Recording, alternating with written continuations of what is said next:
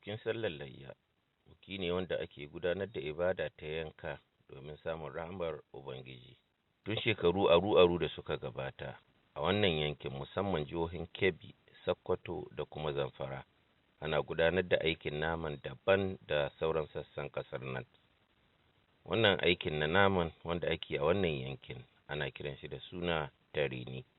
Tarini ya ƙunshi ayyuka da kuma ababe daban-daban wanda ya soma da yanke dabbar da za a yi layya da ita, wanda malami zai yi ko kuma ma mai dabbar idan yana da buƙatar yankan da kansa.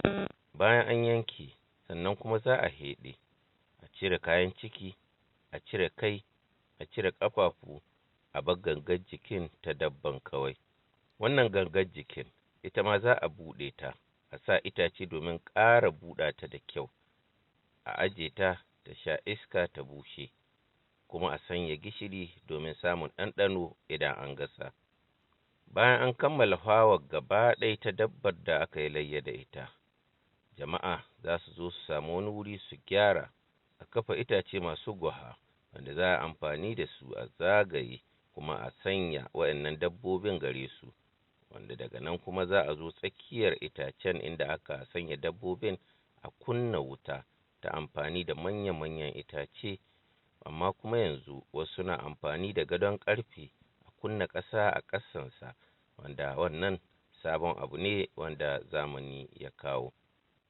Abin da ke da wahalar gaske a lokacin gashin tarini shine a lokacin da wuta ta kama ka'in da na'in, amma kuma a lokacin ne za a zo a juya ragon ko kuma wata dabba da ake tareninta, ko kuma a saukar da dabbar idan ta gasu da kyau.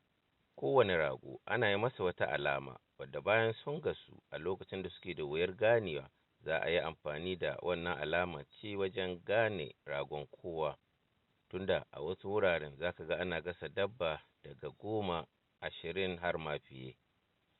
Haka kuma za ka ga gidaje da makwabta da 'yan uwa aƙalla gida 10 zuwa 12 sun haɗu wuri ɗaya suna gudanar da wannan tarenin a unguwarsu.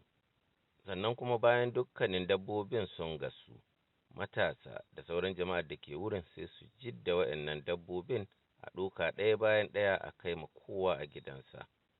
Tarenin bayan an saukar da shi an kai ga gidaje, ana ajiyewa ne a kan gadon kara ko kuma ma wata shimfiɗa dai mai tsafta wanda za a bar shi har zuwa safiya a lokacin da ya huce kuma man da ke jikin ya tsane.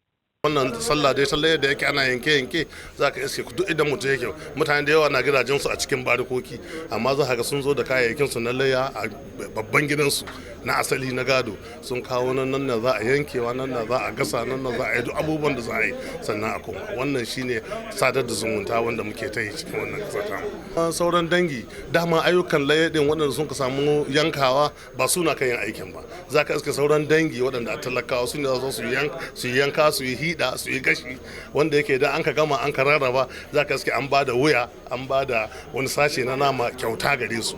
Wannan shine abin da za su samu su ko sauran dangi na nesa, saboda wannan zumunta taron nan da an kai a cikin wannan gidan. Sai ka iske shine aka ba su kuma ana ba da fata, ana ba da wuya don sun gasa, da kuma wani adibi kuma sashen nama a ba su kyauta. Tun kakanni da muke yi nan, kannai da yannai da iyaye da abokan arziki da makwabta, kowane lokaci haka muke yi nan. Kowane rago da na yannai ne da na kannai da na iyaye, kuma kowane an ka yanke da shaidan shi yadda kowa zai gane, da makwabta da yan uwa. Kakanni haka muka taras ana yi, mu ma kuma haka muke har bisa da yanzu ba mu daina. Muna amfani haka ne saboda zumunci kar ya lalace. Kowane lokaci muna haka ne haɗin kai namu bai taɓa lalacewa ba. Za ka san kaninka, ka san yanninka, ka san wuɗiyanka, ka san kuma iyayenka. Shine muka tara suna yi, shi yasa mu ma muka rike haka. Mafi akasari dai wanda yake babba a gida shine zai jagoranci yadda za a rarraba naman a ci, a 'yan makwabta, 'yan uwa, abokai da kuma marasa ƙarfi da ke cikin unguwa da magari baki ɗaya. Abdullahi Umar Illalu, labarun NTA.